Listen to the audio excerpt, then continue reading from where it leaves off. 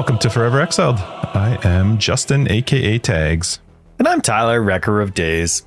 And this is episode 235 of Forever Exiled. Yep. Anyway, welcome to the episode, Justin. Hi. Thanks for showing up. I'm here.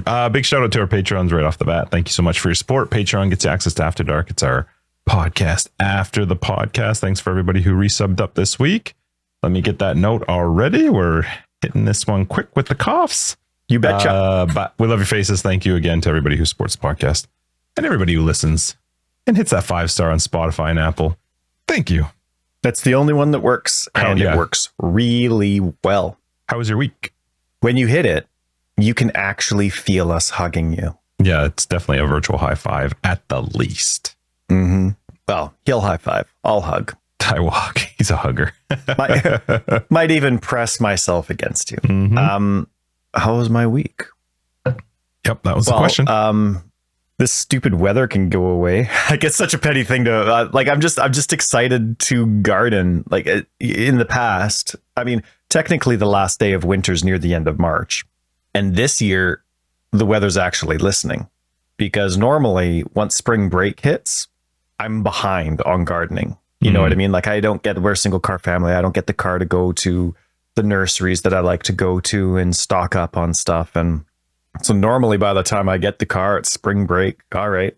And I go and I take the kids and we go do their stuff. I always make them like pick a plant they're going to be taken care of. They get to pick it. They get this, like read about it on the tag. Okay, is that something I want to do? Where am I going to put this? And then they take care of it.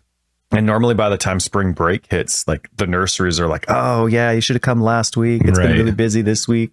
Okay, but also because of the weather works out. Like the beginning of March is when it's like the frosty nights are done and springtime's starting to hit. Nope, we're still like 4 degrees at night, and I can't grow grass seed really well at all. Half my plants aren't blooming. Like I'm going to the nursery not to buy plants, but to look at their hydrangeas and be like, are your hydrangeas looking as crappy as mine? And it is like they're looking the same. You know what I mean? Like, your rhododendrons, are they really that crappy looking because mine's looking like? And so anyway, I'm actually going there just to double check stuff. So this 4-degree night weather can just screw itself. I'm tired of it. Let's spray, because you know what's going to happen. Undoubtedly, like the end of May, the beginning of June is when our drought summer's going to start. We don't get normal summers anymore. We get drought summers. Mm-hmm. And then nothing's going to grow and everything's going to die. I'm going to get like a month and a half. And I bought new plants last year. And if they don't have a good growing season this year, they're going to die. But then I'm going to forget about it. And then by the time spring starts next year, I'm going to be like, oh, maybe it's just a late blooming season again. But then it's just because they were going to be dead. And I'll have lost 2 years of growth with my plants.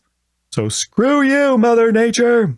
But what else happened this week? Oh, right. Remember how I was talking last week in the podcast about liking rep digits or consecutive numbers on my microwave? You say that often. I don't remember it specifically, yes. But like, if I want something in my microwave to be like a minute, I'll just hit 111. Weird. Mm-hmm. Or if I want it to be closer to 1:30, then I'll do like 123 or 147, right? Because you're going down, it's all consecutive too, right?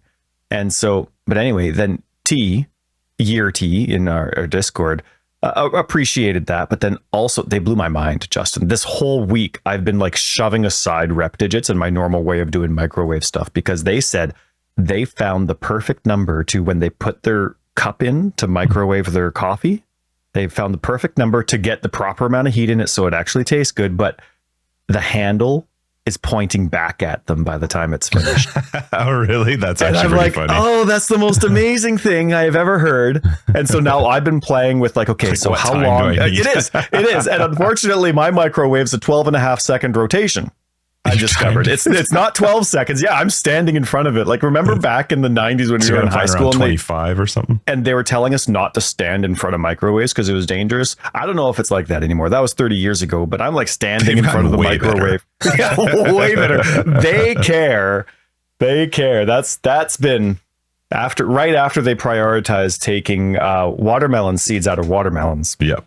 Scientists, because all scientists are the same and they all study the same thing all together. So once they figured out it's a Seinfeld bit again. Watermelon. It is. Once they figured out watermelon seeds, they moved on to making microwave safer. And after that, it's cancer. Mhm. But yeah, so I'm standing in front of the microwave, like, and I'm counting, watching this coffee mug handle spin around, and it was like kind of around 12, kind of 13. So then I'm asking, and I'm like I'm like, wait, what are my 12 and 13 times tables again? And I'm looking up, and I'm like, oh, okay, so I could do this number for this amount of spins or this one. And unfortunately, my microwave's at a 12.5 second rotation. Is it 12.5 seconds for one single rotation? That Yeah. seems long. I've never watched ours. I don't know. You would hate ours because it's a turn knob. I used to love that. You said it. It's based on every 5 seconds. So you can't, like, unless you're going to like, I don't know how you would do rep digits with that because it doesn't go down to the per second. No, you have to do 55 every single time. Yeah, you could do 55. Anyway, that was my week. I'm cursing Mother Nature, and tea blew my mind, but not for tea. I'm not a big tea guy. I love tea from our Discord, but I like coffee. Love coffee. Don't like tea, but I love tea from Discord. Anyway, so yeah, that was me. How about you? What was your week like? My week was good. I went and got my x-ray done as I was supposed to. So that's all finished now. Oh, what a big boy. Yeah. Listen to you, hey. What else did I do? Hung out with a buddy. He brought his kids over. Ugh, apparently it meant nothing to him this week, but that's fine. No, it was awesome. We went, we did come for a little bit today. Yeah, right after today, school. This week. Yeah. Came over with my kids, and we hung out, and Justin and I, so his 2 daughters and my 2 kids, they just went and played and did whatever.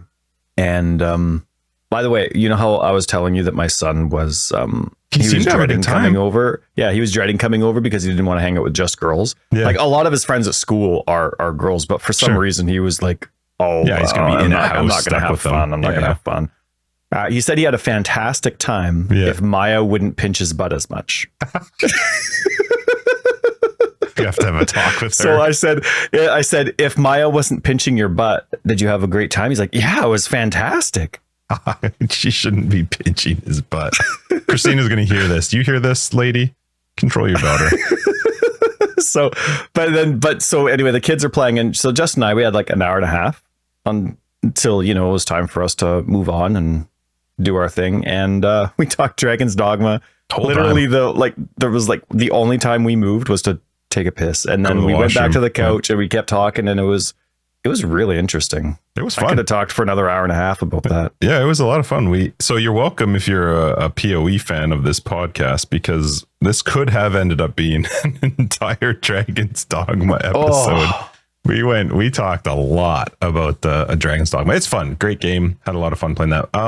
Otherwise this week, it was just work. It was a lot of work, and yeah, it was fun to hang out with you. I'm trying to think if there was anything else that I did this week. Not really. We had Easter was last weekend. Got the race this weekend. Japanese, love that track, man. Yeah, so it really it's like the Netherlands and Brazilian track. It's like the same mentality. You're good at one of those, you're good at all of those. You know what I mean? That's how I feel. Josh came over a couple times because he was in town visiting his mom, and then they were taken off to the States for a week or 5 to 4 days or something.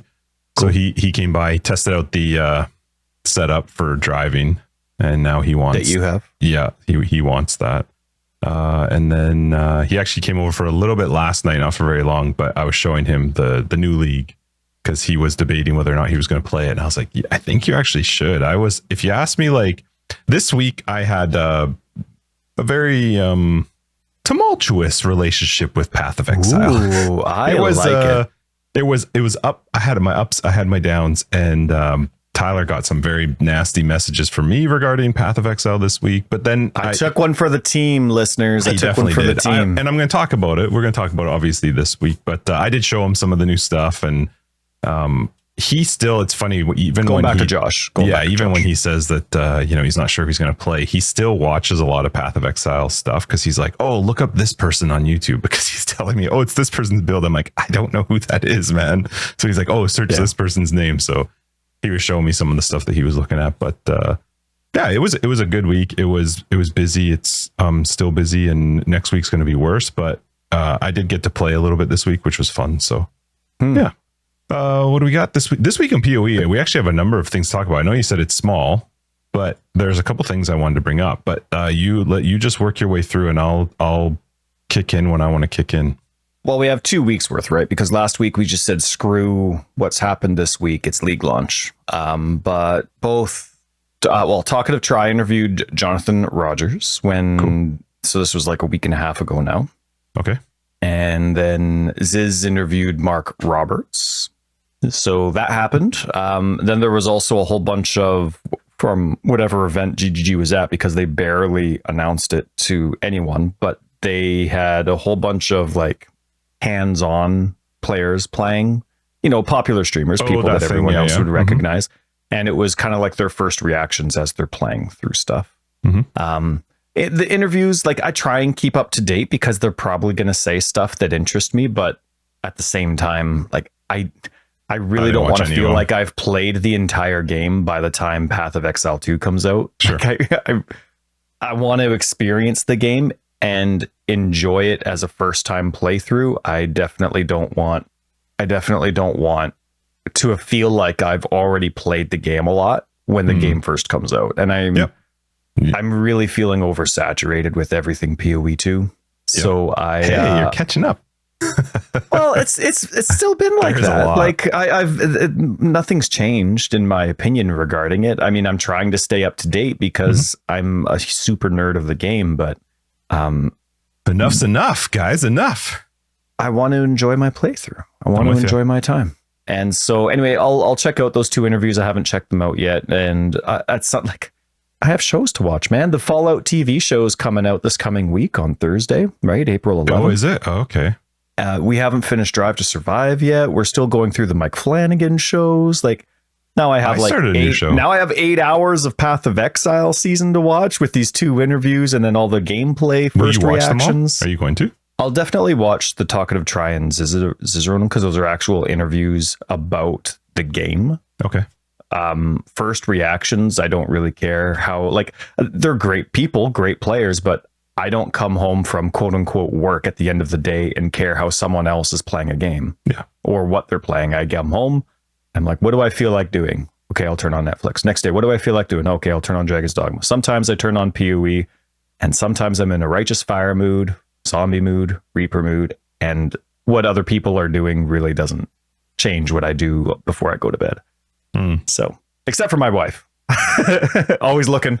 Hey, what you doing? You want to? No? Okay, I'll go play video games. Hey, hun, hey, you want to? She's the only one where I care. So anyway, yeah, I mean, I'll get around to it. But then, of course, there was, what else there was there? There was, community showcase. And then there's a stash tab sale. And then there has been, and good for GGG, this is a huge compliment from me to them. Well, I'm assuming from us to them, is their hot fixes are just bang, bang, bang, bang, bang. It is now, we're recording today. League launch is quote unquote in half an hour a week ago.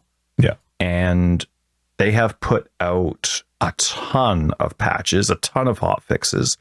And even the B patch was huge. Well, their B patch is the one that I messaged you about, and I definitely give them big props for, because they came out with that way faster than I thought that they would. And it I don't know. I guess we kind of, I don't know if I'm going to mess up your order, because no, there's no order. It's just, I'm not going to bring anything up. It's just that they came out with so many patches in such a short amount of time, but some of them are really big deals. Like, well thought out stuff to do with UI. Like, I just wanted to say that the reason that B impressed me was because there was a lot of stuff that was bugging me about Necropolis, the league, like the 324. Sure. I don't want to say specifically Necropolis, but just that was bothering me. And they came out with that what we're working on post, and then literally within like a day they dropped the patch. Like, that's not normally the case. Normally it's like, okay, like I had actually committed to just being like, I'm done. I'm not playing this league until they come out with this next patch to fix some of this stuff, because it's ridiculous. I'm getting pissed off.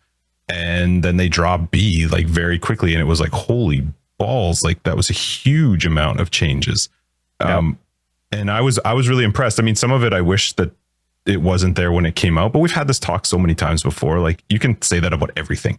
You could say, oh, you should test it more, you should do this or that, but at least they're doing it, and they're doing it very, very quickly, this league. Like, they are addressing issues quick, which is awesome. I like that. I like seeing them make some changes. So the B patch, I don't really care about getting into all of the stuff, but I was just impressed that they had come out with this stuff so quickly in such a large amount. And the thing that, and they've come out with quick patches in the past, and we've praised that. I can think of many times where we've praised, their tenacity and their effort level post launch of so many fixes. But just again, this was, especially the B patch, they were very big changes that required lots of forethought. Sure, people would say forethought prior to the league, but still, these are changes that once they're made, they're staying kind of thing, and you don't want too many knee-jerk reactions, but they were very all positive. And it's like they just went right into that meeting room. They just hashed it out. They didn't leave until all those things were fixed. And there's some really big ones in there, especially including some core. Yeah, definitely league specific, but even stuff like how Scarabs drop, right? Like one of the notes was they reduced the amount of more common Scarabs, significantly increased the rare and more interesting Scarab drops. And there's, of course, a few exceptions, but even stuff for the core game was impacted in that patch. And that's, I'm that was, good. One of the hot fixes. And I wanted to actually bring that hot fix up specifically, which was hotfix 2, which brought in that, they were changing the Scarab drops. So in B, they came out with all these changes. A lot of them were focused around the league mechanic because they had tiers that could drop to the corpses, and it was really stupid because you were just the whole thing was, well, if you actually wanted to maximize your Necropolis, just ignore all the lower tier ones, only take the higher tier ones. So they just said, we're getting rid of the lower tier ones. They will only ever drop at the highest tier that a corpse can drop, which was great because then it meant you didn't have to just not pick up the silly ones, just pick up the higher ones, and then you had the highest tier to the corpse, which I thought was great. They also made it so that they got rid of the buying the coffins for a chaos, and you could just itemize the corpse right in the map, which is another great thing. Yes. There's still their UI in the Necropolis is awful, but it is what it is. At least now you weren't going to have all these garbage tier corpses that you were just going to have to go in there and burn them in order to actually take advantage of Necropolis. What happened though with the hotfix 2 that I thought was funny. So I was in game, and I got this really funny modifier so the way Necropolis works, you put the map in, and anytime you load it into a zone or a map, you get that UI that pops up, right? And there's two things you can change. You can change the type of mob, and you can change the modifier that applies to the mob. The all flames that drop is what changes the type of mob that you could replace that type of mob with something from this all flame. I got this one that was like drops currency. And when I put it into the slot, it turned the little character into chaos orbs. And I was like, well, that's weird. Like, what does this look like? So I'm playing the map. I ended up recording a little bit because it was so funny, because it was literally chaos orbs rolling around the map, and I was chaos everywhere. I think I got 147 chaos orbs that one map. That's crazy. But I was talking about it in 2121 at the time, which is our global chat if anybody wants to pop in there. And somebody said, oh yeah, there's something that people are doing to take advantage of it. And I was like, oh, this is some modifier. I said, no, this is actually the enemies. And I didn't realize what they were talking about. And then a little bit later, somebody said, oh, you should check out Captain Lance, I think was the name. Captain Lance's stream. They're showing people how you can cheese this modifier thing. And I was like, okay, so I had to Google Captain Lance, and I opened up his Twitch and I was watching, and he was in the middle of making a YouTube video for whatever this was. And this method was, people were just, I guess this was a thing that people were just taking maps, put a map in, click to start the map, which brings up the UI. And if one of the modifiers was a percentage for the mobs to drop divine orbs, then they would use a frogs one, and then they would go through the map and get 40, 50 divines. But if it didn't have it, they would just burn the map. So they would just hit the button, throw the next map in, because those modifiers are now connected to that map, right? So they're never going to change. And it gets locked in place. Right. And so they were just burning, people, I guess, were just burning maps. I guess if you had lots of maps, this would be fine. I was like, who the heck is that? I don't have even nearly enough maps to be able to do that. But they were just burning through maps, getting all these divines. GGG very quickly came out with a change to change that from happening so that you couldn't do it efficiently like what these people were doing. Cool move. I think if it's not meant to be like that, I mean, they added the modifier, but if they realized it was being used in a way that they didn't want, they made the change. Holy crap, man, the people I read through the thread of their hotfix 2, come on. Pathofexile was players. it just a whole bunch of wankers? Oh my god. And I was trying to understand. Really? Now, you didn't do stuff I wanted it to be like. the biggest argument now, I know I'm going to like, people are going to disagree with us, and I'm going to just guess Tyler and I are probably on the same page with this one, which is if it's not meant to be like that, they fix it, period. That's how it should be. But the argument I saw from a lot of people was streamers and people who had lots of time to play, they got to take advantage of it. I had to work. I come home. I can't take advantage of it. This isn't fair. Reset the league, reset the currency, restart everything. And I was like, what? Why? Like, I think the concept that cracked me up was like, if you are a streamer or a person who just has 8 hours not everybody who plays 8 hours a day streams, right? So there's people that just play that way. If you have the time to play that much, you will infinitely percentage have more stuff than I will in the game. That's just the nature of it. And if you found some way to cleverly take advantage of something, that's not, for me, it doesn't affect my league. It doesn't affect my, like, people were like, oh, you've destroyed the economy, everything, blah, blah, blah. I was like, but that's why they do the hotfix. They fix it so that it doesn't become widespread. Right. So you don't have to do that to buy something. Right. So you have this tiny percentage of players that maybe got to take advantage of it. They've got a lot of divines. You think that tiny percentage has wrecked a 3 or 4 month league? Like, I could not believe. We know it's going to be 4 months. We know it will. Yeah. I couldn't believe the responses. I was dying laughing. My bus broke down on the way to the interview. Cancel all the other interviews and reschedule because it's not there. Like, it's just, that's life. That's just basic normal life. Oh, and man. It was so funny. It's just, you can kind of see where they're coming from, but I obviously don't agree with it. And it's a very small percentage of the community. I mean, there's so many people that are just rolling that took their eyes at advantage, or like that that are complaining about pages of people. I would say sure, 90%. But you have 100,000 people playing League agree Launch, with you, right? So I just thought it was ridiculous. I was like, you guys have got to chill out. Like, okay, somebody got a bunch of divines. First off, in my head, even I was going like, I'm not burning maps for divines. Like, I need my maps. I can't progress my atlas. I know that people who've been playing a lot have that, so they could probably do it a lot easier. But what about the other way around? What if it's crappy League Launch and everybody that makes a living 8 hours a day playing League Launch and it's crappy, like Ritual and before? What are they going to do? A weekend be like, okay, reset the league because I've wasted, these 64 hours of gameplay the first 2 weeks? Yeah, I just like, it's the same thing. It's normal life. It's fine.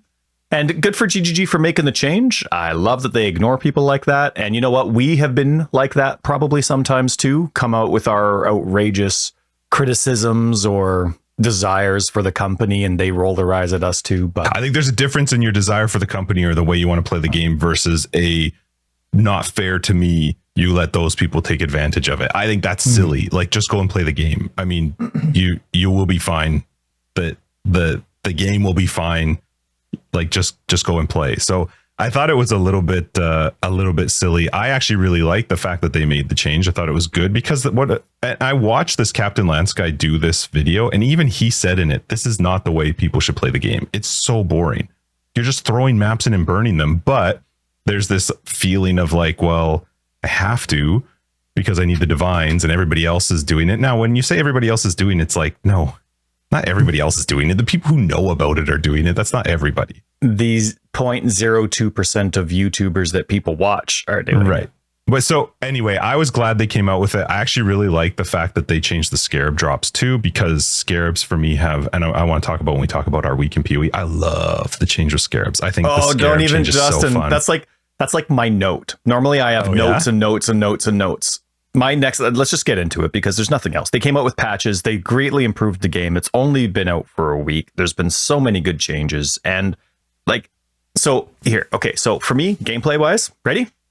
This is going to be super exciting. This week in PoE, or what are we doing? Where are we? Okay. Yeah. I'm playing a zombie build. Yep. I know. Blow your minds, right? But, and I'm really enjoying it. I'm playing a different version than the one that I posted because I'm testing some of the new Necro stuff and seeing how it works. So my posted build has some minor investment into block chance, right? I use Bone Offering, right? And what's the one on the right? Not Commander of Darkness, the other one. Far right or? Yeah. The one that shares the offerings with me. Oh, I don't know. 50% reduced value. It's not Commander of Mistress of Sacrifice? Commander of Darkness? Mistress of Sacrifice. That's what it is. And I didn't even, look, you're not even the zombie player, and you know. So anyway, so normally I have Mistress of Sacrifice and Bone Offering, and then I'll have Tempest Shield. And so I'll have both my attack and spell block at around 50%. With Arctic Armor and Tempest Shield, I have immunity to freeze and shock, right? Mm-hmm. I absolutely hate having to deal with chill, you know what I mean? Like, or finding a way to do that, or getting rid of chill through a flask or whatever it is. But either way, it's fine, whatever. And so that's part of the change, right? So I have the Bone Offering skill, and then the, what'd you call it? The Sacrifice one? Mistress of Sacrifice. Mistress of Sacrifice. But then because they changed the Bone Armor, oh man, I should just bring Offering. It up. Hang on. Yep. Yeah, hang on. It's physical mitigation if you have more than 10 minions and leech. There's one other thing in there too. I just can't remember what it is. Yeah, for bone barrier. So there's the 10% physical damage reduction that is just flat. You get 1% leech, and then your minions gain, but that's not for me. The minions gain 40% of their max life as extra energy shield. Right. So because they added leech, and because they added leech, I'm like, okay, let's see what this is like. So I kept my build, and I posted my build the way that it would be, but with these new changes, I'm still using Bone Barrier, but I'm playing a different way. Instead of going with block chance, I'm going with, so I got rid of, this is just in my builds, Mistress of Sacrifice. I got rid of that, and I added Commander of Darkness. That's just the perks to allies and auras. Just your resists, nice. And you get 30% resist, right? So I swapped that, and because I wasn't going with, and that also improves attack speed. And so then I switched my offering from Bone Offering to Flesh Offering, and that's movement speed, attack speed, and cast speed. And I'm using zombies and phantasms. Yeah. And the reason that I'm excited to try that is because of Unnatural Strength. And Unnatural Strength is the new version of Unholy Might. Okay. I'm going to. I don't have it yet. Yeah. But with Unholy Might, so that's again 100% of physical damage is converted to chaos. But then there's also that addition: Unholy Might just naturally has a 25% chance to apply Withered on hit. Right.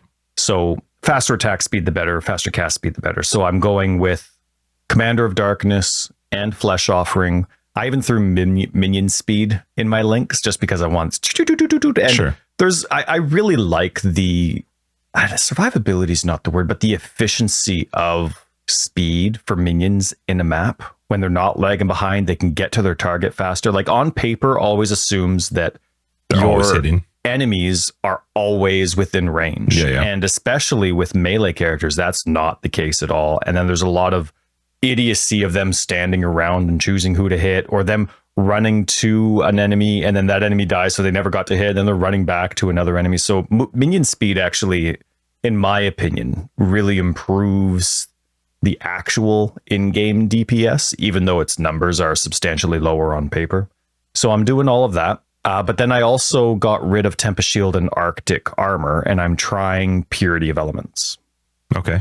Just for the straight up res and the immunities. But I also want, because now there's leech, I don't want anything stopping my minions. I want that leech to be constant. So I don't want them to be chilled. I don't want them to be frozen. I don't want to, shock doesn't matter because they're not going to die, but definitely with those two, I want them to be at full speed all the time. And so I want to see if them being full speed, along with the leech, along with all this, I want to see what my survivability is like. But I'm still playing the same way, where I'm like standing around, doing nothing, being apathetic, zoning out. And so it has been a very fun time for me.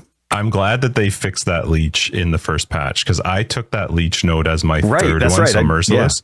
Yeah. And I was going to message you because I was like, man, I should have just taken Mistress of Sacrifice. This is what I was thinking, and I was going to message you this and saying, like, I don't feel like it's that useful. It's not. I don't feel like I'm actually feeling this leech. And then they fixed I guess there was a bug or something where it was applying at a tenth anywhere of its value. And I was like, okay, that definitely makes sense. Because I was like, I don't think this is giving me much leech. Either that or my minions are terrible. Because I also played a minion build this league. How would you know? Like, how do you discover that? Right. Well, it's if you say I'm getting leech, okay. I mean, the health moves. Right. What are you supposed to do in game to know that you're getting the appropriate value of leech? Like you write a bug report, and the bug report is, I feel like leech isn't working properly. To people's credit, I'm sure they did, or somebody must have told them. Which thank you, because it felt like a waste of two ascendancy points. I was like, oh, right. And then GGG, they see this bug report about feelings, and someone's there like, let's take that seriously. But it ended up being a thing. So that was great. And they fix it quick, which was great. Yeah. So that's my build. I'm still doing zombies, phantasms. I'm still, I made some decisions to be more offensive than defensive, but it's with the defensive. I want to see if it makes up for the defenses that I'm missing, because I like consistent damage mitigation over top of that. And so, of course, my pantheons are all about the physical damage mitigation, being stationary, being around people, that kind of stuff. So I am really enjoying it so far. I'm still on a 4-link, right? This is kind of getting into what you were talking about with like Scarabs and all this kind of stuff. But I am completely ignoring the crafting aspect. Corpses, get out of my face. I wish I could hide those UIs. Like, in the middle of a battle, if it's right near an essence or right near something, like it's in your face, really it's not very Sometimes transparent. You have to click it just to be able to click what's underneath it. Right. But I don't want to fill up my list of stuff with crappy things. Yep. I don't know what the fix is, but I only want things that are relevant, right? Really like I'll see stuff for fire, physical damage or whatever. And I'm like, no, I'm just minions. That's it. I like, give me a 5-link or a 6-link if you can. I'll do movement speed with boots until I start seeing minion modifiers. Like, maybe can you give me like +1 zombies in my amulet or something? I don't know. Can you? But like, I'm picking up almost nothing in terms of corpses, which I'm loving though. I'm loving, because to me, get rid of all of that. I'm not a big fan of the micromanagement. It doesn't matter how much thought you put into it. If I have to actually sit down, take my time, read through this, do that, like I'd rather just be mapping. Like, just let it drop. Figure out a way for it to drop instead of me having to craft it. Now, it is fun for some people. I'm just talking my personal preference, right? It's fun for some people to go through and, I wonder what I could do with this and this and this and combine this. People like that. I don't. I just want to play the game. Can I interrupt you to reference that real quick, just so I don't forget about it later? I'm going to send you a picture right now that somebody sent to me.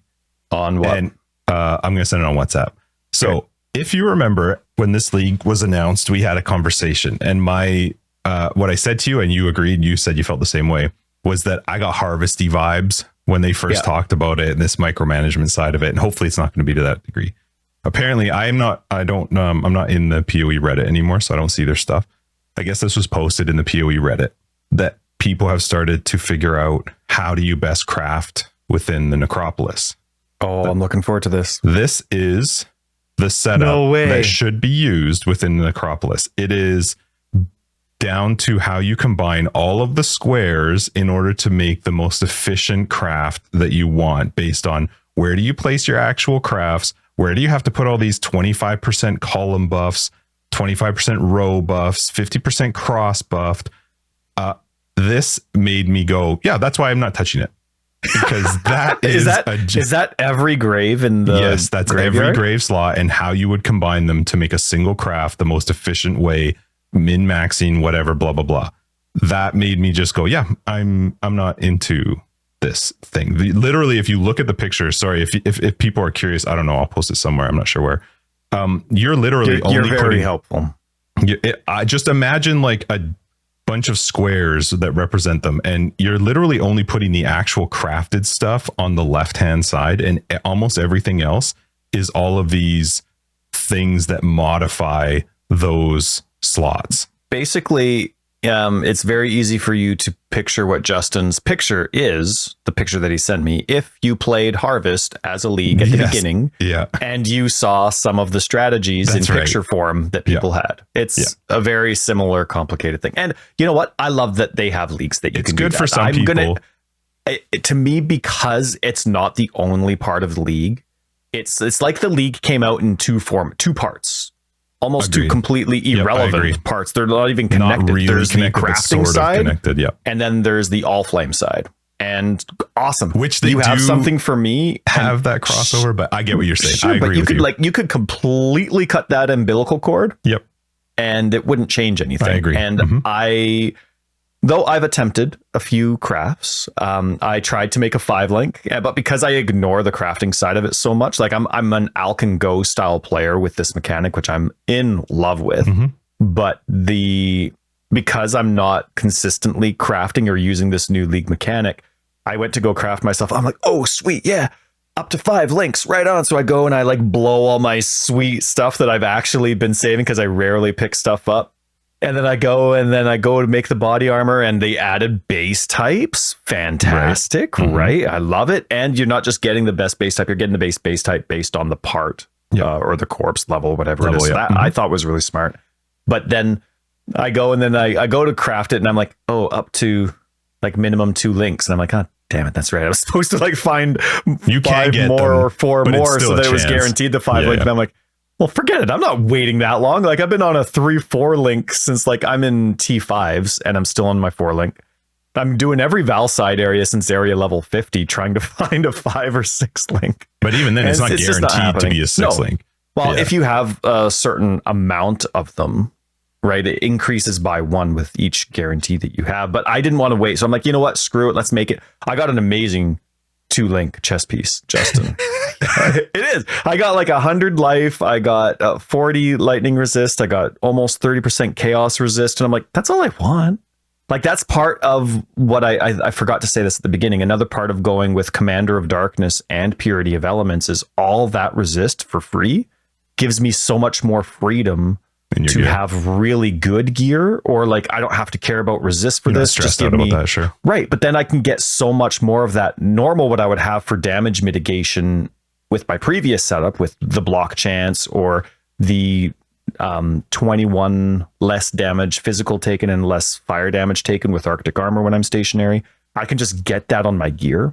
You know what I mean? So when I don't have to worry about that much resist and all my suffixes are being used up, I can be so much more free with my gear. So that's another thing that I'm excited for, and I'm really going to put a lot of time into and really focusing on that. So, but anyway, I enjoyed my chess piece. So then I tried to craft. Did you do more crafting after that? And then I did boots, yeah. And so then I just made that a 4-link, which was fine for my chess piece. And did you craft that with the Necropolis though? The 4-link? No. So I did the yes. I also that was the second craft that I did with boots, and that was fine. I got like 50 life. 30 cold resist and another 30 chaos resist, and then 20% movement speed. And I'm like, sweet, 20% is perfect. Like that's the max movement speed that I want. And so I didn't feel like I was getting the things to actually correlate and come up properly. And but this, I haven't done it since they did this big change where everything's the max, whatever tier or ranking that it can drop, right? It's all 500% or whatever.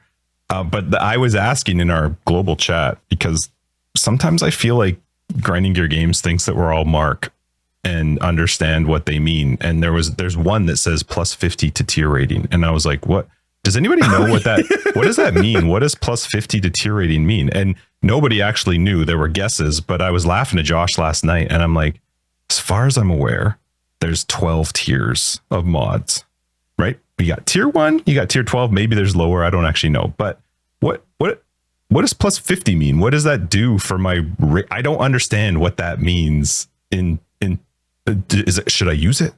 Like, is that good? Maybe, I don't know. Is it only referencing stuff like evasion and armor? It doesn't say accuracy, that though. Because those no, it doesn't. But maybe those are like, because those are numbers where they go into thousands makes sense, and hundreds, right? But if it's not, like I was like, can it I says get plus 50 for elemental, or elemental? Like stack them up.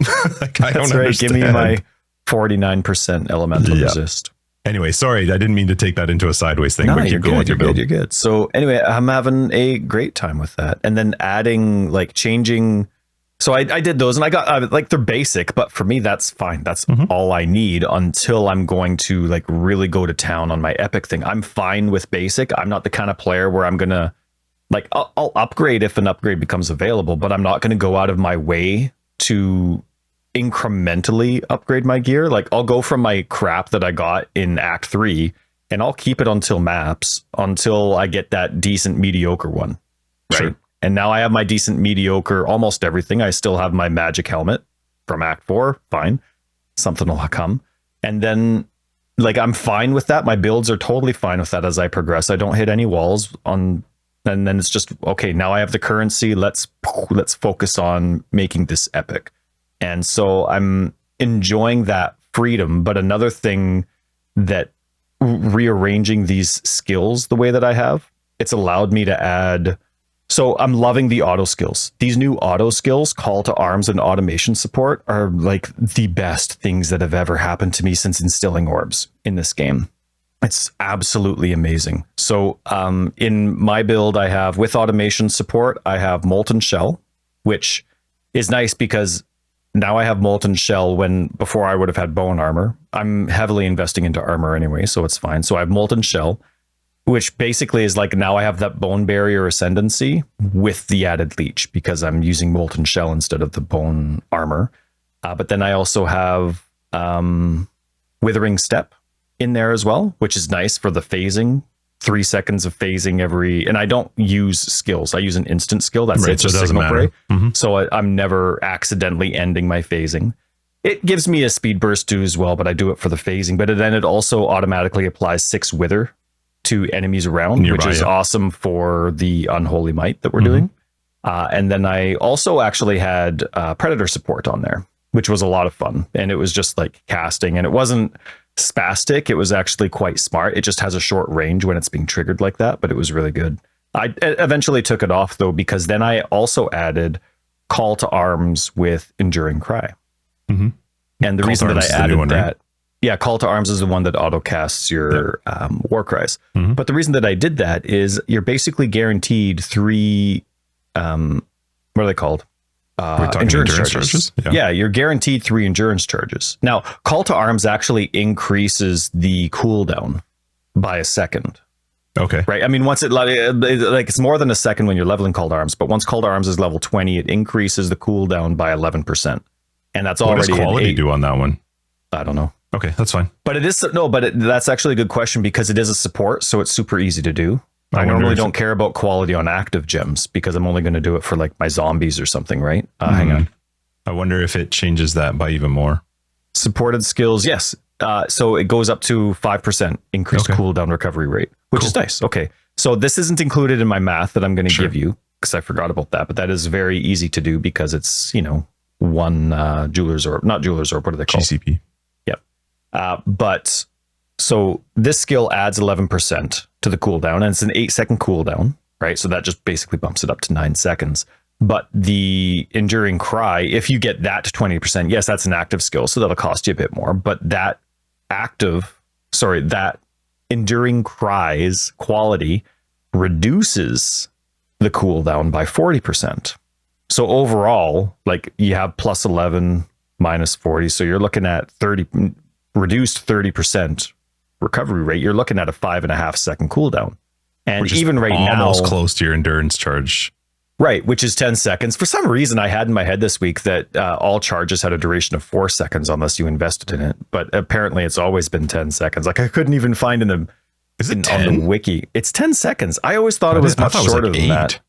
So apparently, it's 10. And so anyway, the point is like I'm quite often, even without having any cooldown recovery with quality yet, like I'm just at the 8 to 9 seconds period right now. I'm at 3 endurance charges all the time.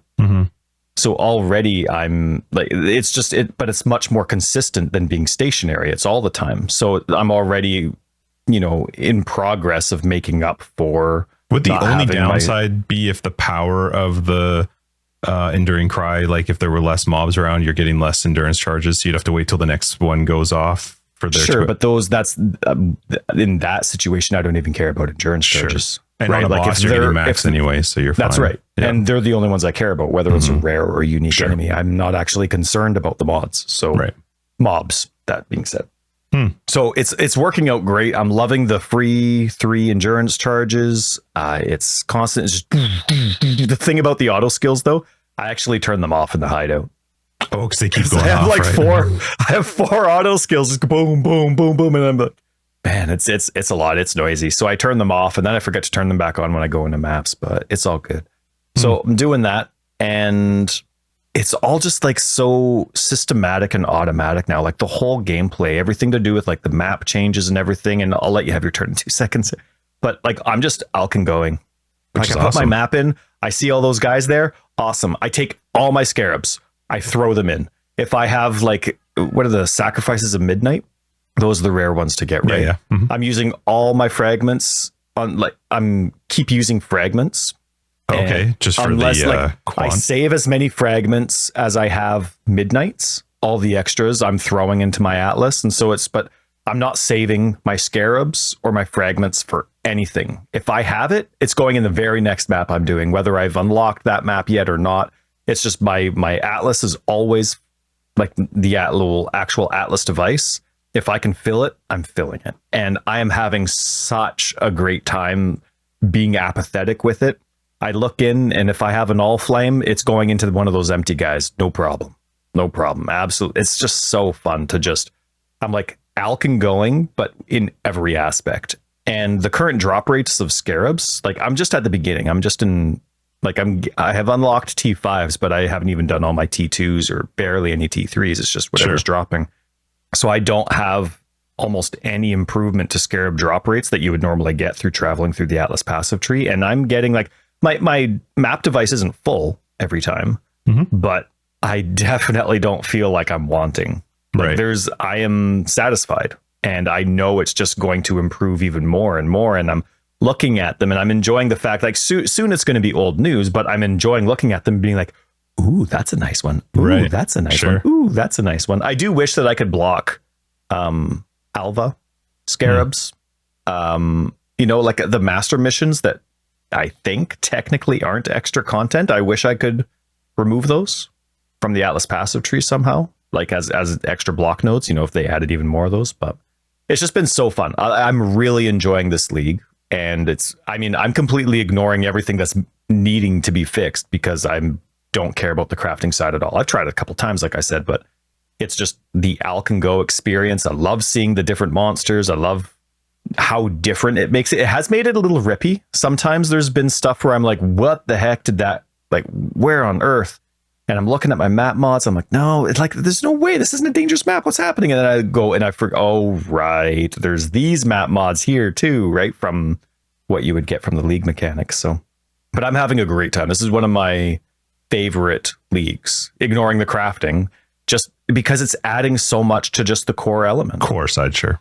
I'm getting to change modifiers for free. I have all flames. Everything's harder, but they're changing. Like all of a sudden I'm getting a crazy amount of alks, or I'm getting a crazy amount of alterations or chromatics in a map. And that's just for fun. And I'm like, great. This random enemy takes 8 hours to, like, these meat shields or meat sacks. They have 300% extra XP on them. So cool. I'm really enjoying it. And just like all the Scarabs, like just throwing in content. So fun. Well, it's good. Yeah, so sorry that took so long, but tell me about your build, because you are blowing my mind this league, my friend. Well, I wanted to also, you talked about Necromancer. I don't remember if it was in an After Dark or a main episode that we did, but you told me about the Necromancer changes because I hadn't paid enough attention to stuff. So I also decided to go Necromancer and play minions. I didn't know what I was going to do. I just wanted to try it. I'm actually going, like, just currently at least just full minions. I've got 9 zombies, boatloads of skeletons, 3 specters, carry-on golem, and then phantasms connected to specters. And it's fun. I have definitely had my issues with it. Like, I was ready to be done with this league early on. I was so frustrated with, like, off-screen deaths. Like, I'm getting killed by something that my minions are running towards something. I can't see it and I'm dead. And I don't know what it is. I can't see what it is. Quite often it was because I was using all flames, like the gemling one, which was really cool, where you can get quality gems to drop, but they're very, very strong. But I couldn't see them. I never got, like, I just remember this one particular map where I was like 3 times just trying to see the enemy that was killing me. And I never, ever got a chance to see it before it was like, fuck it, close the game, and I was done. Right. And that happened a couple of times. And then early on, I didn't like the modifiers either. Like, there were times where the mobs would get like massive increase to, let's say, fire damage, but then they were also getting I think it's capped now at like 10 or 15%, but the penetration was like way, way high, to the point where it was like, why do I have, what's the point in me capping out my fire resist if you're going to give a bunch of mobs in a map like 50% fire pen? Like, that just seems stupid to me. I don't understand that. So I was really frustrated early on. It did get way better as they came out with stuff, but then I also shifted up how I was playing. So when I first started, one of the things I really like, I love the Atlas passive tree. I've said that so many times. It's like my favorite part about Path of Exile. So when I got into maps, then it was time to start figuring out what do I want to do with the Atlas. And the fact that you get 3 of them now was just like, oh my God, I love this. I can figure things out.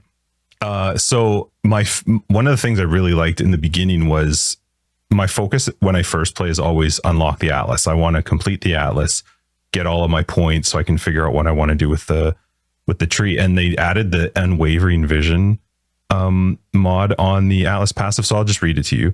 It's up in the top right. You can beeline straight to it, which is kind of what I did. But your maps cannot be modified by fragments. So that's obviously a downside. Scarabs will not drop. Also a downside. But you just get 20 Atlas passive points. And so doing that early on. That was very tempting for me pre-league when I was trying to but I always wanted to have this and this. It was really good early on to focus on all of the 2% connected drop, right? Like my whole focus was like go Kirak, and then get all of those percentage connected drops and tier up and stuff. So my whole focus was just get more maps, progress the Atlas. And then as soon as I hit 50, once you hit 50 Atlas progression, you get the first unlock for your part 2, like your second Atlas. And then once you hit 100 maps done, then you get the third one, the final one. So once I hit probably around 80 or so, that's when I actually started working my second one. But I was not having a ton of fun at that point because I was just so like, okay, just do the map, get through it. I was getting frustrated by some of the modifiers and the stuff that was going on. And then I just kind of had this moment where I was like, okay, what do I want to do? I love the new Scarab changes. So I knew I was never going to keep Unwavering Vision because I wanted the Scarabs. That was the whole point, was play with the Scarabs. I love that I don't have Sextants anymore. There's so many Scarabs now. So I started reading through all these different Scarabs and figuring out like the type of content that I like to play. I have had so much fun since I switched to Blight. Good. I switched over to Blight. Oh my God, is it ever fun? It is. So I used to play Blight. Have they changed anything? They've changed the Scarabs. So first off, here's the first thing I love. Oh, right. If you like a piece of content now in Path of Exile, almost every single thing you can get to 100% on a map within the Atlas passive tree. And I love that. I think I have within about 6 nodes, you can guarantee a Blight every single map. That's amazing. And then I can put other points into how does the Blight get affected when I'm in there. The way I used to play Blight was I would buy blighted maps and go do blighted maps because they were fun. You actually got the tower defense C sort of feel with certain maps. But in maps themselves, they were never super great. Like the drops weren't that great. It just wasn't super awesome. It was better for me to just buy blighted maps. Now with the Scarabs, man, you can put 2 on them that each give 20% chance to open a chest twice, which means you've got 40% chance, and those can stack. So you can actually open the same chest multiple times if it triggers. And then you've got one where all of the oils drop 1 tier higher. And I've always loved having lots of oils so that I can feel like I can swap the amulet whenever I want and not feel like, oh, I got to go buy, especially like the ones I like tend to cost gold oils. So being able to have an abundance of those oils just always felt good. Oils, I'm not a big Blight fan, but oils are the only reason I don't. I mean, I guess that sounds obvious, but they're the only reason I don't block it. Oils are just too strong. Put a couple on your rings so that content's easier, but then again, it's all, at the end of the day, it's all for the amulet. Yep. Because I like Blight too, because it does also award other league stuff while you're doing it, right? And you can get like your essences and stuff like that. So I've just had so much fun guaranteeing every single map I do now has Blight. I have all of these. I'm working on getting Scarabs. The one thing that I found weird, so I built out my tree. I'm loving my tree. I played around with, okay, I want Blight. I still want to make sure I'm getting decent map drops, but I also want to see what the Scarab drops are like. So I've got a lot of the Scarab stuff. I don't understand. I don't know if it's planned to change every single league, but if you look at a lot of the different Scarab nodes around the Atlas passive tree, they've got ones like Scarabs found in your maps are 100% more likely to be ambush Scarabs, or more likely to be domination or torment or essence. But not all content is on those 100% more. So for example, Blight, there is no 100% more chance to have Blight Scarabs found. I'm hoping that or I'm wondering if that plan is that it's kind of like the map pool each league, like that will change which Scarab options are available on the Atlas passive tree. Because why pick these ones? It is odd. I think what it would be is an oversight currently, because there are some where you can, if you're actually investing into those clusters, you can guarantee that that's a mechanic that's going to show up no matter what. But then they also have the notable that says they're increased chance Scarabs have an increased chance of being that specific mechanic as well. So I think it's just an oversight where they intended to have a notable for each one of the mechanics, but then I'm hoping they eventually do, because right now I need more blight Scarabs because I'm doing blight. I don't need the Scarab that adds blight to it. So I love that they give you the option to like more likely to be the less common variant, which is great because then I'm less likely to get that one. But because I can't focus on the blight Scarabs, I may get to a point where I'm going to feel like I have to buy the blight Scarabs if I want to actually run those specific Scarabs, because I've got lots and lots of Scarabs, but they're not content that I necessarily want to be adding in or doing. So I was just a little bit curious I was wondering, like, I wonder if they have plans for that. But once I switched up my play style and the way I wanted to play into like a piece of, which I feel like I've said this in many leagues before, but once I started to just really hone in on what do I want to do? What am I going to have fun with and not feel like it's just a grind to, because I was laughing at Josh. There's times where at night I'm going to go to bed. So I pull up my phone and I'm scrolling through. And of course my YouTube app is like, oh, you like Path of Exile. Let's show you Path of Exile videos. So every now and then I'll click into one, or what's somebody doing with their Atlas. And I'm just like, there's something that happens inside of my head where I'm like, oh, maybe I should try that. And sometimes I do. And then I'm like, I hate this. This is terrible. I don't like this. Because I feel like I'm trying to do something that is supposed to be more profitable or whatever. So switching over to Blight made it so much more fun to me. And I don't even care if it's not profitable. I'm just having fun. I'm getting what I need out of it. I'm having a good time with it. And I've got the gear, I will upgrade stuff down the road as well. But I feel like I've got a pretty good handle on my gear right now. I'm playing the minions. You were talking about the minion AI, like, or you didn't say AI specifically, but just how they attack stuff. And sometimes they're just idiots. You definitely notice it with the Reaper because it's like your only minion per se. And I can't tell you how many times when you're doing a Reaper build, you're standing there because you're so pissed at your Reaper, and it's just standing there. It's like it's got its little teacup finger out, taking a little sip, and then it like runs to an enemy. But like, no, I'm going to change my mind. It's so much more obvious in a single minion build than it is with like an onslaught like you have. But I'm sure you've noticed it. Well, I ended up putting on Maw Mischief, which makes a huge difference because Maw Mischief just says your minions are aggressive. So to make your minions just straight up more aggressive, they are always chasing an enemy, always. They're never just standing beside me. If it's within range, they are running to a minion all the time. So I like that side of it. But I'm trying to think what else that once I switched up the Atlas, it became good. I've finished off. I think I've got like maybe 4 maps left before my Atlas completion is done. I've got the Void Stones.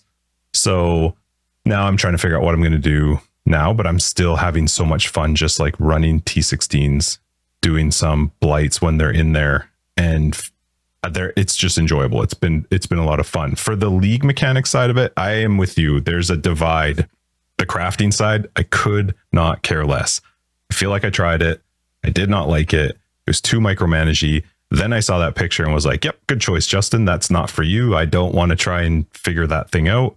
But I love the all flame, the changing the modifiers on the enemies. Like, it's fun to think about that kind of stuff as you're going into a map. And I don't always do it. Like, there are times where I'm like you two, I'm just out and going, besides when I had to get all the stupid reds done, which seriously, this game and Valing maps, I was like a 50-50 this league for it just changing the base type of my map. And I was like, that's the worst. I just want to do Palace. You do not know how many times I vowed a Palace tier 12 and it turned into a tier 13 random map. I was like, do I just need to buy a corrupted tier 12 Palace that somebody's already done corrupted for me? Because I could not corrupt a stupid Palace. It's because of the Valing system for red maps that I feel like Harbinger is required. Why Harbinger? What do you mean? Well, because that's where your easiest source of getting the items that change which map you are. Oh, which yeah, map yeah, you I know have, what you're right? saying, So yeah. obviously you can't do that to corrupted maps, but when you only have 4 T16s or 7 T16s that you can run, and you keep getting, for some reason, 2 out of the set. I don't know how many T16s there are, but let's say there's 5. If you keep getting 2, which is always the case for me, I'm always getting the exact same 2. I've got all of the, I'm like, and especially because you're doing the unlocking system, you're more likely to get the maps that you've already unlocked. It's, it's like, so by the time you're there, when you have enough of those harbinger orbs or whatever they are, I forget what the titles are. There's some that improve it to the next tier up, and then there's some that keep it at the same tier. It doesn't work for all the ones that you've upgraded. It only works for the base level ones, right? Like the ones that were originally only unlocked at T16. But still, it's because of the valing system that you can switch the base type of the map that I feel like Harbinger's kind of required. It's the only reason I invest into it. I was talking to somebody in our global chat, and I was like, "Hey, do you happen to have a Palace map that I can buy off of you?" So they did, which was great. But theirs was a tier 15, I think, because as you progress with void stones, you're upping the whatever. So set up that map, get some chisels on it. I alch it, get it ready. Val it turns into a Val temple, the red one. I was like, this game just does not want me to do the stupid Palace map. I think I finally got it through Keurig. Like that was the only way I could find. I just happened to get a corrupted Palace to show up on Keurig, but it was that one specifically. I was like, I just want the stupid point. Like, just give me the Atlas point. But the league has gotten better for me as I've just started to play the way I want to play.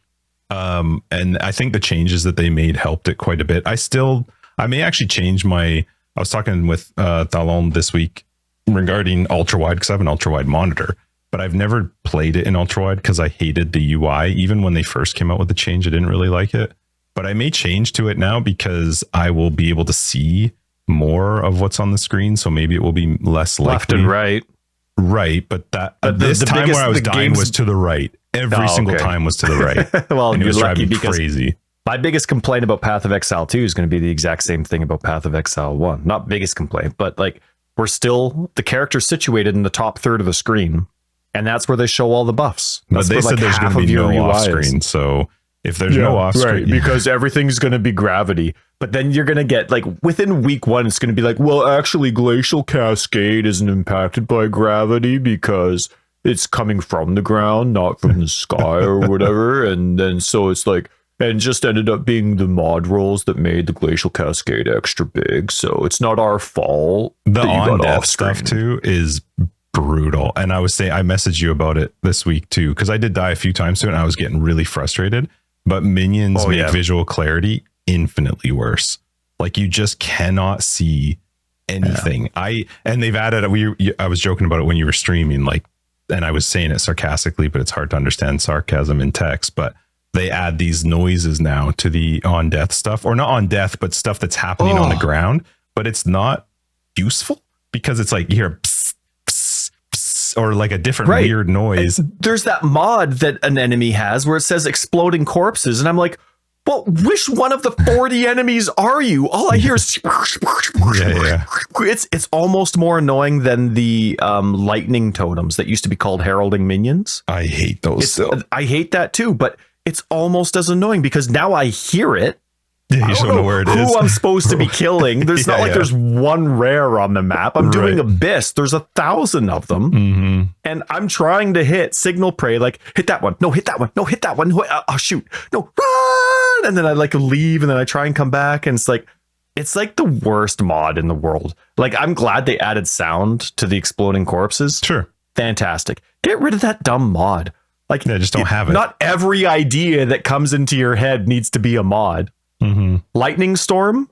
Seriously, you're going to put me in the hospital. You don't even know which one to kill. Sometimes it's not on the screen. It's not like lightning storm helps you. It hinders you seeing. If there's one enemy on the screen, you can't see it because of lightning storm. And I feel like exploding corpses, not visual clarity wise, but how am I supposed to know? Like, the idea is I'm running around.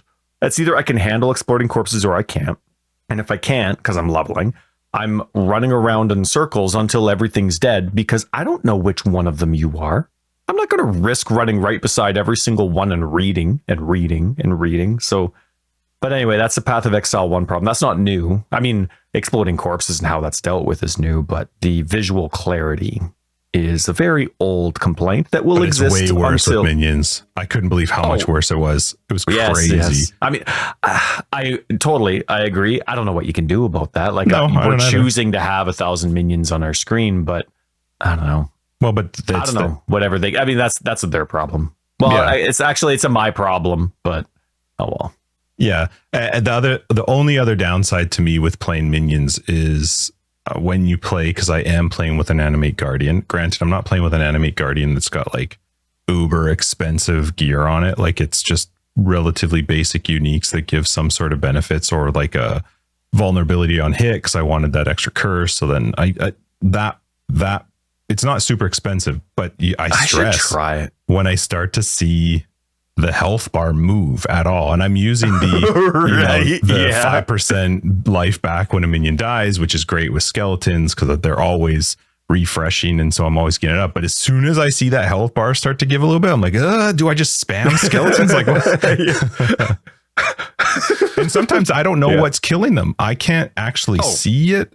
I'm not really sure. All the time, you have no idea. No idea. Yeah. And a lot of the times it's just some weird combination of things you don't think are dangerous, but you go into that Val side area anyway because you're like, that looks fine. Like that's actually why I expect that of Harbinger. I found Harbinger to be scaring the piss out of me because of that lightning ball, whatever the hell's happening. I was like, I could see the health bar just bouncing, and I was like, the God. King or whatever, the Harbinger boss one that you can spec into, that big lightning ball is terrifying. Yeah. But it is. I am having fun. Sorry, you should what? No, I was just. I've ignored because of my hate for Animate Guardian and how it functions. I should give it a shot just in case. It's get working an unset fine. Ring and throw it in. Oh, see, I have mine connected to Minion Life. It's on the same one as my Carrion Golem. I can't remember what else. Army. No, I don't have any other minion related stuff on it, but it's got relatively basic uniques and then one corrupted pair of gloves with vulnerability on hit. So it gives me the ability for it to apply a second curse, which is kind of funny that you can put a unique on your Animate Guardian, which allows you to have one additional curse, which is them getting one additional curse. Does the unique itself allow for an extra curse? Mm-hmm. Okay. Yeah. And so then vulnerability on hit on the gloves allows that second curse to be applied to the enemy, which is great. And then, but you're not going with Unholy Might then? What are your 4 ascendancy notes? Mistress of Sacrifice, Commander of Darkness, and then down to the Bone one for the Leech. Cool. So, and I wanted the because I'm also using Flesh Offering, so I wanted the movement speed for me. Mm-hmm. So it's it's playing fine. It's like it's not overly tanky. I'm actually trying to figure out like how do I scale up damage and then also keep myself alive. Like I can do tier 16s. I didn't realize we had talked about this in one of the main episodes when the league was first announced, and there was this like, oh my God, it's so much better now for how you unlock the 5th map device. No, it is not. What do you have to? I forget you have how to you do a tier 17. And we thought at the time like, oh, the first completion of a tier 17 unlocks it. First off, those things are crazy rare, but also I've seen videos of people running them. I probably will not complete a tier 17 this league. Whereas before I could at least just throw 4 Legion things in and just whatever. I knew I was going to suck and I'd get almost no loot, but I'd unlock the 5th slot. Now to unlock the 5th slot, which just lets me play with more Scarabs, which is what I was excited about. You add in like 40 gabillion Scarabs and then you make that extra map slot super hard to get. So I probably won't see that one unless I pay for somebody to just run me through or let me get the completion on a tier 17. But yeah, you have to complete a tier 17 to unlock it. So I'm not sure that's going to happen. I've seen some of the modifiers in that place. It's bananas. It's also apparently like quadruple, or it's between double and quadruple the amount of mobs in the map. Like the map density, the mob density is apparently insanely high. Justin, do not talk sweet and dirty to me while we're live on air. I'm not sure you'd like it though, because the modifiers are awful. Like they're depends very hard. If they're, are they, I guess you can at least re-roll them now. You can chaos them, right? You couldn't chaos them in the beginning. T17 only chaos them, right? Right. Yep. They don't let you scour and magic and chaos, regal, which is fine. Val. No, I like that restriction. Mm-hmm. I like that you're still barely chancing, whatever. Right. Yeah. Basically, you're like redropping it. Mm-hmm. Yep. And chaos, I mean, they become a little bit more. The fact is, chaos are actually terrible for crafting. Besides using them within the crafting bench for an actual crafting with a chaos, they're brutal, using them for what their actual item description says is garbage. Yeah. So, yeah, I don't know. It's been a fun league so far as I Which progressed. is like my primary way of crafting, by the way. What? Just redropping with the chaos. I just, no.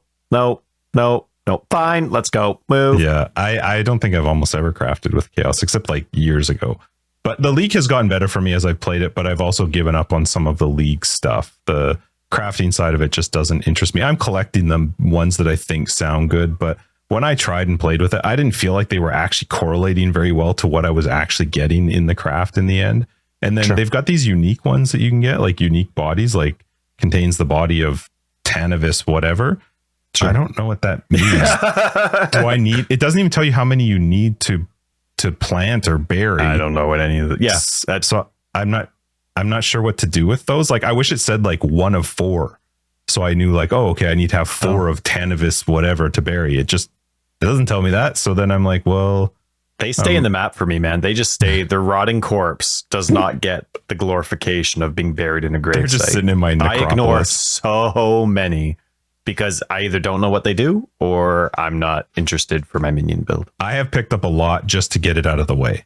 Like if I'm trying to do a blight, I do not want one of those around where I can't click on the stupid tower because there's like some body there. I guess you can click the button to just itemize it, but that's still 2 slots in your inventory. Get it out of my face. I don't want it in my stupid list. It right now? I can burn it in the necropolis. Just let me burn it here. That should actually be a thing they should add. Just let me visual actually clarity delete it. Starting now. Yeah. Right? Like, don't make me wait for visual clarity and figure things out. Like, I shouldn't have to work for it. Make it like visual clarity starting now. That's one of your biggest problems in the game. Yeah. Biggest problem is you have no clue about item weight and loot filters. Do it yourself. Second, visual clarity. Honestly, you fix those 2 things. What do you need Path of Exile 2 for? Only upgrading skills just new and stuff. How stuff's linked. Like, that's it. That's all Path of Exile 2 is. If Path of Exile 1 fixes visual clarity and they start giving a crap about their own item weight.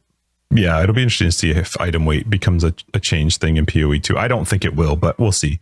700 new items, and you're only going to need your own default filter to like the only reason to change from the default filter is to change colors from orange to pink. Get out of here. Yeah, they definitely. It's going to be so screwed up in a month. There's no way. They're going to be 700 base types, and you're going to tell me they are not. They are. If those base types are committed to the item or the tier of where you are, though, that's fine to me. Like if I'm doing a monster level 83 area.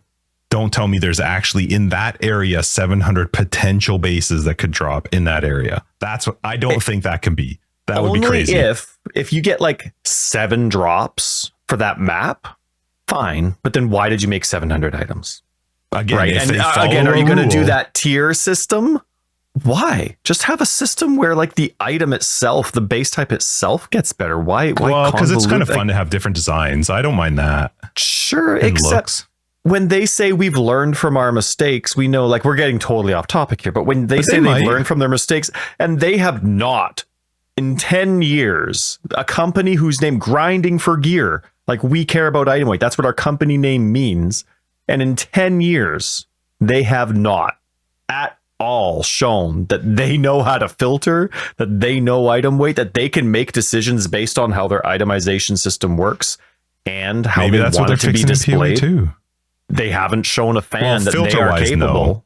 But that is the most important part. That's how you communicate your amazing, quote unquote, item design system to gameplay. And they have, like, that's like the biggest part of their game. And they have not once proven that they have any clue how to correlate that to gameplay. You know what they did do that I love, though? Binding portal. The binding portal. I know you probably can't with controller, but it's controller support. They still haven't told us how to do it. It's one button and it's instant. It's not even like a cast or anything. Like I can be I don't even need the whole like cast on death portal like I've used in the past just for fun. I can just be running, and as I'm running, I just hit my button and it drops a portal right there, and then I go into the boss room or whatever I'm doing. It's Cool. so nice. Yeah. So I I'm do gonna like that ask change. online and find out, hey, GGG, how do I do You can't this? remap any, right? You can't remap anything with controller. But it doesn't even have an option where it lists what the buttons do. Oh, really? There's nothing. There's no like layout or HUD or something that show what? Really? I mean, Yeah. controller is There's definitely a second. It's a secondary thing. It It's seems with basically, them. it's like two different drop-down menus. Which controller do you want to use? So you click on that one. Well, I only have one controller plugged in, so the drop-down list is one item. So okay, I'll pick the controller, the only controller that's in there.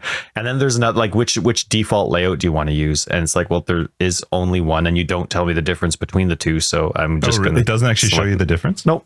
Oh, bizarre. But at the end of the day, like there's so many weird button combinations based on which menu you're in and or the league mechanic that's available. Oh, Like maybe that's why. the face buttons are always just going to be the face buttons, and those are your choice. That's what you can remap. RB and LB are always going to be flasks. The D-pad's always going to be flasks. And then the triggers fluctuate what options are available to you but based on which league mechanics are there. So if I want to interact with Expedition, I'm holding down both triggers, and then the D-pad selections are changing based on which mechanics does are it available. show on you the map. that as you approach the expedition or whatever? Yeah, to like hold those these buttons icons are there.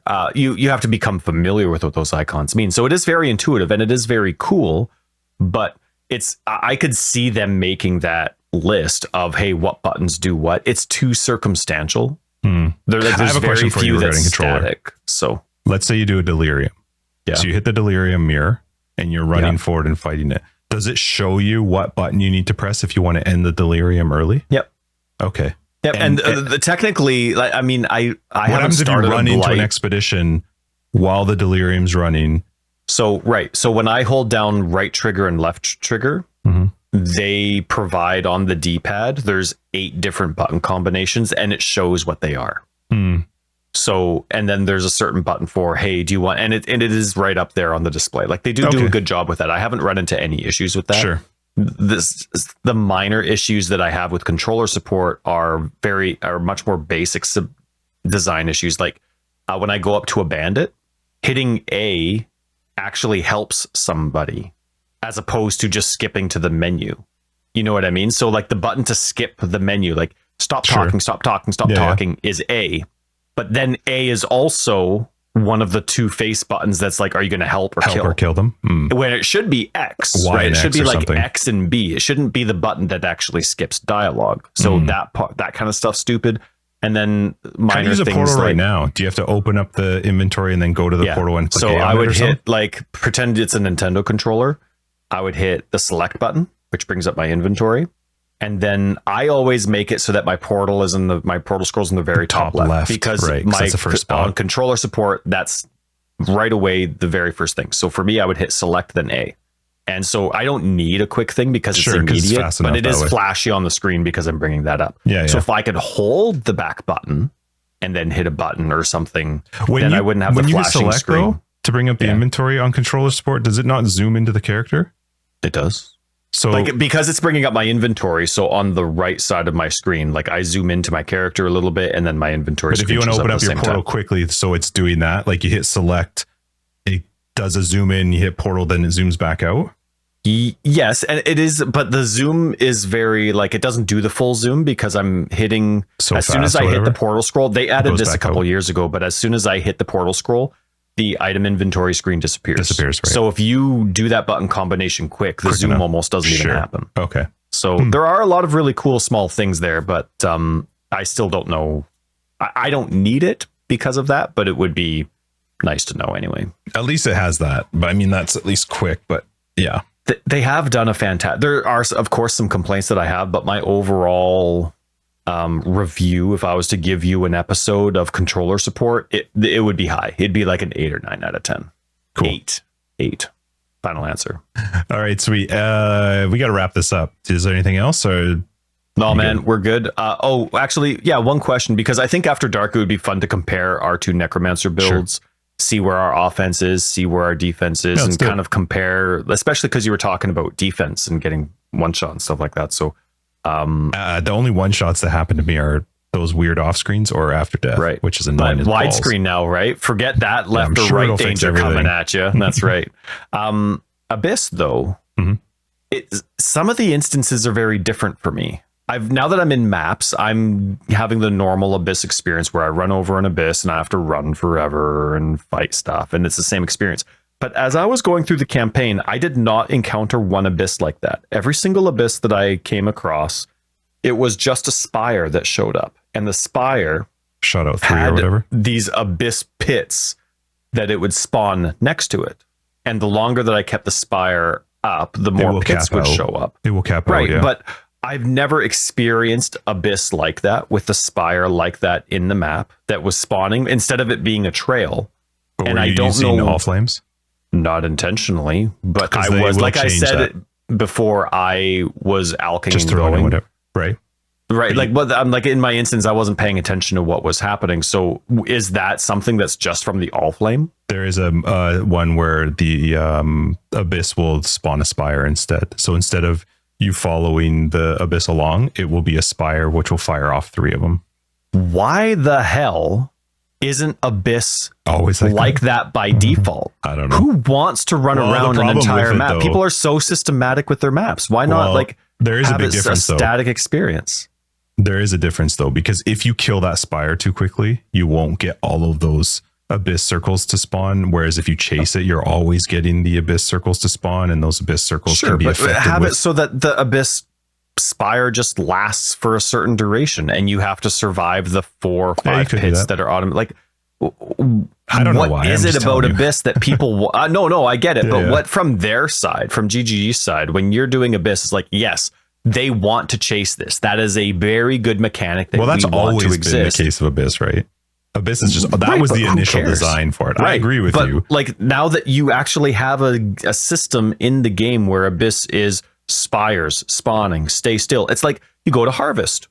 You're staying in that small, like, unless you get those stupid little crawly things that end up crawling halfway across the map. Or burrowing. It's like, hey, right, strong boxes are the same thing as harvest, where it's like, hey, click here it is. Abyss is same thing. Like, do the same thing. I mean, the spires have always been like there, all the other mechanics are the same. For a long time, and you should always be chance. Sure, but like, I don't just keep me in the roughly the same area. I loved Abyss. I was not going to normally I spec into getting rid of Abyss, even though yes, Ghastly Jewels and Stygian things like those are all great. I actually hate the experience. I want the Stygian Vice. I want the Ghastly Jewels in my belt. Right. But like, it's such an annoying experience until then because of how it functions in the map. And I was like, as I'm going through the Atlas, because I didn't realize it was tied to the League mechanic, I thought that was just the new way Abyss was. I'm like, oh, I'm not specking out of this. Look at all these Stygian belts I'm getting to compare. It's great. So yeah, disappointment. It's based off of one of the all flames that affects that. I'm going to write a letter, Justin. Yeah, you are. And I'm going to be like, hey, change Abyss to be spire only. None of this chasing nonsense. They'll listen, just like they did with their website. Very next day, they changed it thanks to me. Yeah, they're quick. Oh, man, I'm so glad we have that much power. All right, let's wrap this up. Forever Exiled. Hour and a half, and it's not even a League launch episode. Sorry, man. And I only have one note. Good job with your coughing. Thanks. Yeah, that was just at the beginning because I choked on my coffee. But this is what happens, Justin, when you play Minions. We have lots to talk about. That's why. Forever Exiled 235. I'm Justin AK Tags. Tyler Recker of Days. Patrons, we will catch you in After Dark. Everybody else will see you next week in 236. Hopefully your League launch is going well. If you're looking for more information, you can find down below. Go to website foreverexiled.com or on Twitter foreverexiled82. We have a fun Discord. You should be a part of that, as well as Global 2121. It's very fun. Patrons, other ways to support the podcast, you will find them down below, as well as on said website. You know, it's funny. By the way, everybody, I love you and thank you so much for listening every week. When I ask my kids, or one of my kids calls me, it's bedtime. It's like, Dad, can you come here? I'm always like, who said that? And they're like, it's me. I'm like, which me? Male or female? Because they're at that stage of life where they really do sound the same. And I know when I listen back to our episodes, which one of us is talking, because I I can just tell the difference between us and how we talk and all that. It's very easy. But there are some times where when I'm like, I zone out during the podcast and, I'll rewind it to make sure that I'm catching everything we say, but we'll zone out and one of us is talking. I'm like, who is that? Because there are some times with our tone of voice or inflections that we do sound the same. Mm-hmm. So I don't know, it's kind of funny.